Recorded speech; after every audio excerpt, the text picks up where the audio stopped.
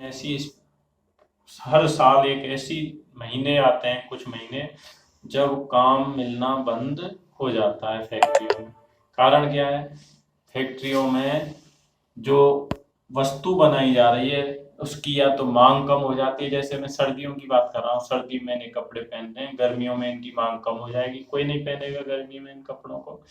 तो गर्मियों में मांग कम हो जाएगी, कम होने की वजह से इसके गर्म कपड़ों की जो फैक्ट्रियां हैं वो बंद हो जाएंगी कुछ महीनों के लिए। तो मैं यानी व्यापार चक्र जो चल रहा था वो अचानक बीच में क्या हो जाता है? बंद हो जाता है, मंदी आ जाती है। फिर दोबारा से जब सर्दी आएंगी वो फिर से शुरू हो जाएगा। तो व्यापार चक्र में आई हुई मंदी के कारण, बीच में जो मंदी आई उसके कारण फैक्ट्री बंद, तो उसमें से मजदूर बाहर निकाले जाएंगे। मजदूर बाहर निकालने के कारण जो बेरोजगारी उन मजदूरों को सामना करना पड़ेगी वो कहलाएगी चक्रीय बेरोजगारी। तो ध्यान दें, व्यापार चक्रों के कारण पाई जाने वाली बेरोजगारी चक्रीय बेरोजगारी कहलाती है। अगला है प्रच्छन्न या छिपी हुई बेरोजगारी। प्रच्छन्न या छिपी हुई बेरोजगारी से पहले मैं मौसमी बेरोजगारी की बात कर लेता हूँ। किसी विशेष मौसम में पाई जाने वाली बेरोजगारी को मौसमी बेरोजगारी कहते हैं। किसी विशेष मौसम की हम बात करें, गर्मी के महीनों के ले लेते हैं। गर्मी के महीनों में खेतों में फसल पैदा नहीं होती। गर्मी में पानी की कमी होने के कारण ज्यादातर किसान खेती नहीं कर पाते। जिनके पास पानी का अपना खुद का साधन है वो खेती कर लेते हैं। तो बेरोजगार हो जाएगा गर्मी के मौसम में किसान। तो इस मौसम के कारण जो बेरोजगारी पाई जाती है वो कहलाती है मौसमी बेरोजगारी। विशेष मौसम में पाई जाने वाली बेरोजगारी को मौसमी बेरोजगारी कहते हैं। अगली जो बेरोजगारी है सबसे महत्वपूर्ण है एग्जाम के मकसद से, प्रच्छन्न या छिपी हुई बेरोजगारी। जब व्यक्ति रोजगार में लगा हुआ तो दिखाई देता है, इसमें 10 लोग लगे हो, ये खेत है, क्या है? खेत। और इसमें कितने लोग लगे हैं? 10 लोग। सिर्फ 1 बीघा जमीन है और इसमें कितने लोग लगे हैं? 10 लोग। 1 बीघा जमीन को एक व्यक्ति अकेला भी संभाल सकता है, लेकिन इसमें कितने लोग लगे हुए हैं? 10 लोग। तो ये 10 लोग इसमें ऐसा लगेंगे कि सभी के सभी काम कर रहे हैं, लेकिन वास्तव में इसमें से अगर 9 व्यक्तियों को निकाल दिया जाए तो भी उसमें इतना ही काम होगा। मान लीजिए इस खेत की आमदनी 5,000 रुपये है, तो 10 लोग काम करें या 1 लोग काम करें तो इसकी आमदनी कितनी रहेगी?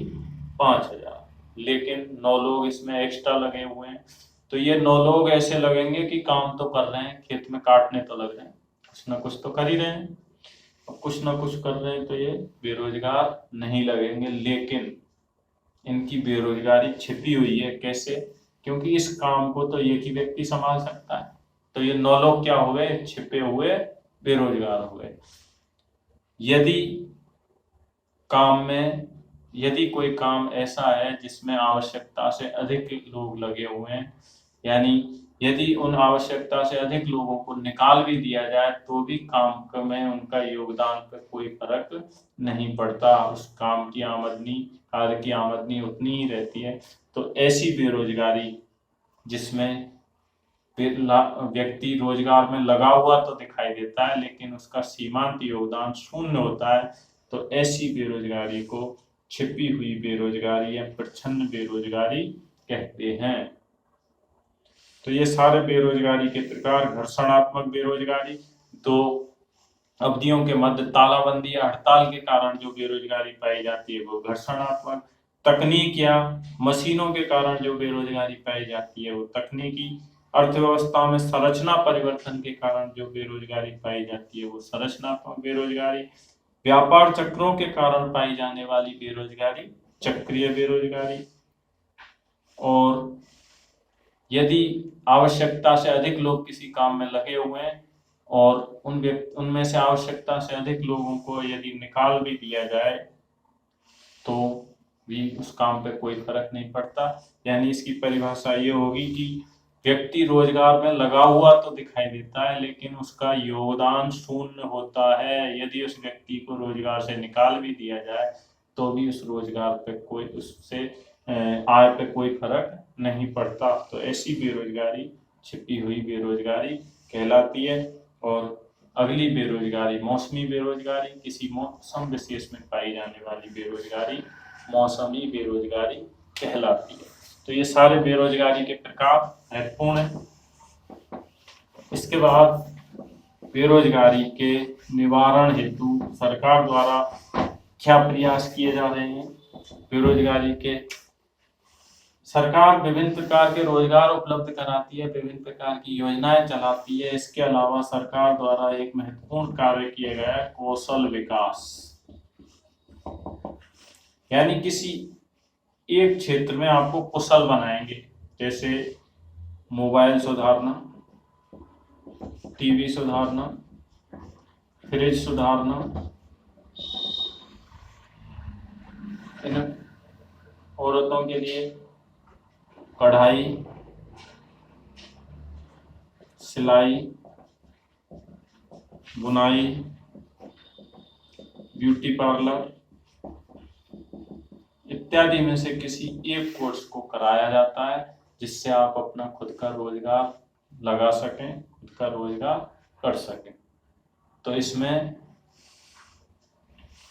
कौशल, आपको कुशल बनाया जाता है। किसी एक क्षेत्र में कुशल बना दिया, मोबाइल सुधारने में कुशल बना दिया आपको, तो यानी आपके कौशल का विकास किया जाता है। और प्रधानमंत्री द्वारा जनवरी 15, हमारे प्रधानमंत्री श्री नरेंद्र मोदी द्वारा जनवरी 2015 में राष्ट्रीय कौशल विकास निगम की स्थापना की गई। इसलिए की गई है लोगों को रोजगार देने के लिए, ताकि लोग अपने कुशलता का विकास कर, कौशल विकास कर इनमें से किसी एक क्षेत्र में रोजगार प्राप्त कर सकें। इसके अलावा सरकार द्वारा विभिन्न प्रकार की अन्य योजनाएं भी रोजगार के लिए चलाई जाती हैं। तो सरकार रोजगार दिलाने के लिए प्रयासरत है, लेकिन भारत के बेरोजगारी के आंकड़े दिनों दिन बढ़ते जा रहे हैं। तो आज के हमारे जो टॉपिक थे वो थे गरीबी और बेरोजगारी। अगली क्लास में फिर मिलेंगे किसी। धन्यवाद।